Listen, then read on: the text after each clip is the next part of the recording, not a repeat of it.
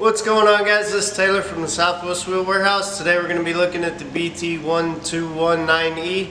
This is going to be our 4-lug hub for a BT9 spindle. That's the 1 1/16 spindle. This is going to fit most Dexter Alco liquid haze axles. This will not fit the marine axles. You can see right here, this is the box you get it in. We got our logo on it there. We got our small parts. Then we have our 4-lug hub here. This is going to be our 1/2-inch studs. We can see right here our races are already pressed in. And these are going to be roughly 5.5 inches from side to side. About 2 1/4 on the top here. And then from the base to the top is about 2 inches. Then we have our small parts here. We're going to have our grease cap.